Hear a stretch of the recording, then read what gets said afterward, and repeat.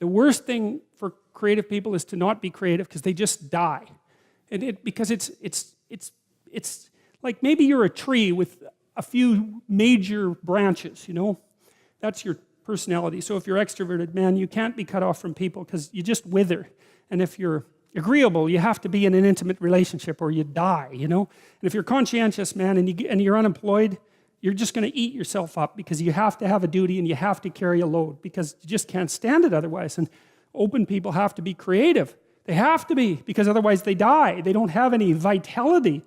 And so they're cursed with the necessity of putting a foot out into the unknown and making sense of it. And then they're also cursed with the necessity of trying to make a living while they're doing that, which they can't, because you can't. It's almost impossible to monetize creative action, as many of you who are creative will no doubt find out.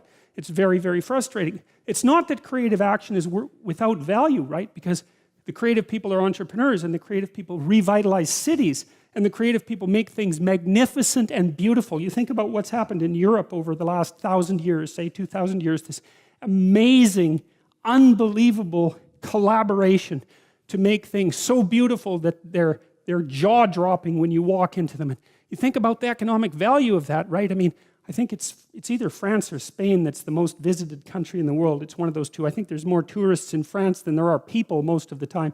And part of the reason for that is it's just so damn beautiful. You just can't stand it. And you think, what's the economic value of that? It's absolutely incalculable. And what's interesting too is that you build that beauty in, and then the farther away you get from it in time, the more valuable it becomes, right? Instead of decaying, it has exactly the opposite effect. Its value magnifies. And one of the things that I'm deeply ashamed of as a Canadian is that our sense of beauty is so underdeveloped. We're so primitive. It's not even primitive, that's the wrong word, because, you know, I don't know what it is.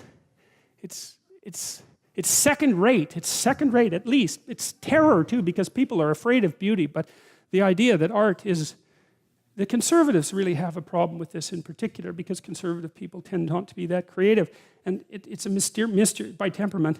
It's a mystery to me, because they should be concerned with economic development, and beauty is so unbelievably crucial to economic development that it just yells out at you, you know?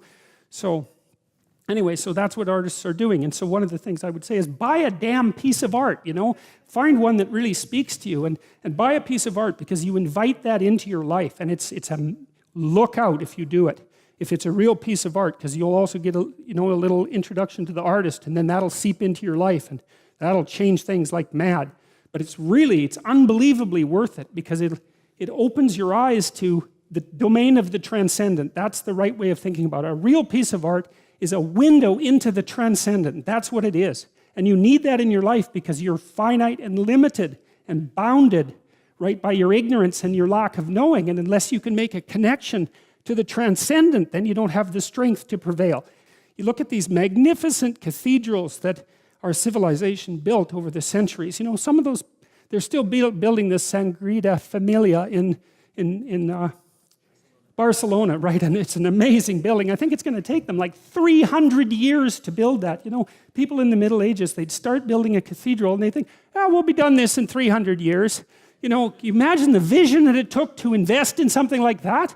We look at quarterly reports. We can't think 300 years into the future to build something of that kind of remarkable, what? Those cathedrals are so, they're perfect, they're trees first, right? They're a forest, right? The Gothic cathedrals, they're a forest, and the sun is shining through the branches. That's the stained glass, and they're the perfect balance of light and structure, because they're representing something about the proper structure of being, which is something like the proper balance between light and structure.